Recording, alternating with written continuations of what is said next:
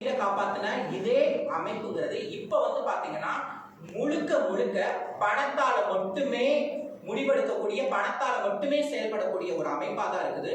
இது முற்றிலும் தவிர்க்கப்பட வேண்டும்.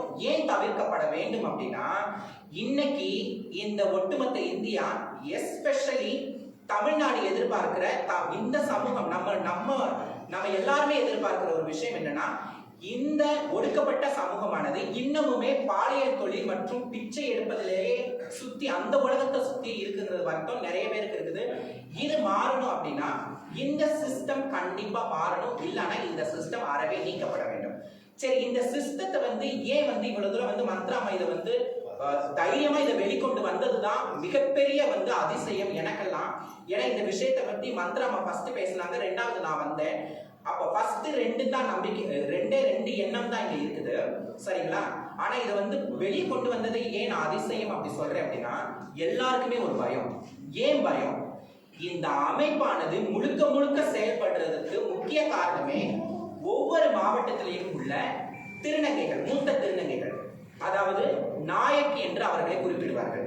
இப்ப நாயக் இருக்காங்க அப்படின்னா, அந்த நாயக்கு காலத்துக்கு அப்புறம் அவர்களோட நிறத்தை நிரப்புறதுக்கு இன்னொரு நாயக் உள்ள இருப்பாங்க. சோ இப்படிதான் இந்த சிஸ்டம் போகுது.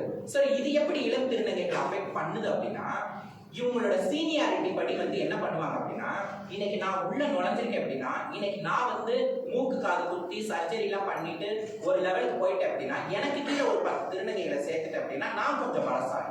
அதுக்கப்புறம் கொஞ்சம் அப்படியே சீனியாரிட்டி போக போக எப்படி அது இதாகும் அப்படின்னா, என்னோட உறவு முறைகளை, என்னோட பரிவாரம் எல்லாத்தையுமே நான் பெருக்கிக்கிட்டே போறதுனால இந்த சீனியாரிட்டி அதிகமாகிக்கிட்டே போகும்.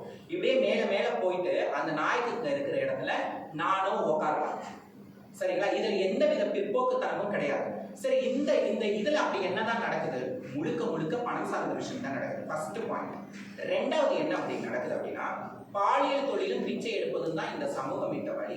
அது ஆதி காலத்துல இப்படி இருந்தது, நாங்க அதை தான் காலகாலமா பண்ணிக்கிட்டோம். ஆனா இப்ப அப்படி கிடையாது. இன்னைக்கு அரசு நிறைய நலத்திட்ட உதவிகள், எங்களுக்கு எதுவும் தனி வரையறை, தனி விஷயங்கள், கொள்கையெல்லாம் எங்களுக்கு எதுவுமே கொடுக்கல.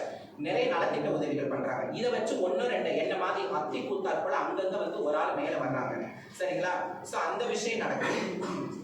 சோ பாலியல் தொழில் பாலியல் தொழில் பிச்சை எடுக்கிறதுல மெயினா இந்த விஷயம் செயல்படுது, பணத்தை வச்சு செயல்படுது.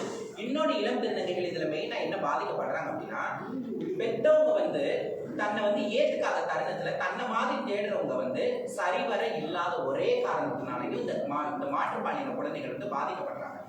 இப்போ எல்லாருமே, இப்ப அம்மா அப்பா இருந்துமே நிறைய குழந்தைகள் சரிவர வளர்றதில்லை. அப்படி இருக்கிறப்போ, என்னை வீட்டுல ஏற்றுக்காதப்போ நான் என்ன மாதிரி உள்ளவங்களை தேடி வர்றேன். தேடி வந்தப்போ என்ன ஆகுது அப்படின்னா, அங்கேயுமே எனக்கு ஒரு அநீதி நடக்குது, சரிங்களா?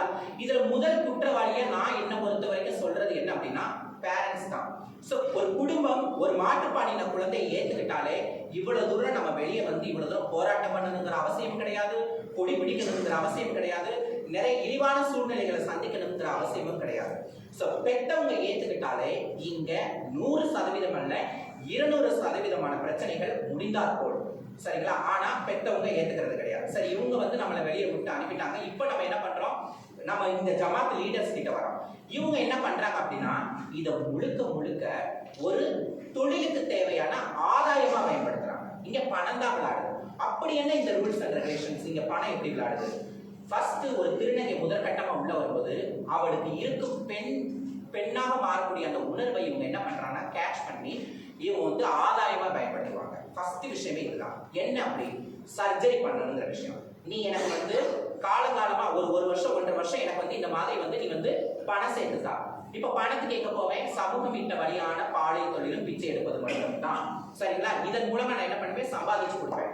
அப்ப 1 இயர்ல நான் சம்பாதிச்சு கொடுக்கறதை இவங்க என்ன பண்ணுவாங்கன்னா 2 இயர்ஸ் சொல்லிட்டு சம்பாதிச்சுக்கிட்டே வாங்கிட்டே இருந்து அந்த திருநங்கை இவங்களுக்கு முழுக்க முழுக்க ஒரு சொம்பு தூக்குற தனமா, அதாவது அடிமைத்தனமா இருந்தா மட்டும்தான் அந்த திருநங்கைக்கு சர்ஜரிங்கிற விஷயமே பண்ணி தருவாங்க.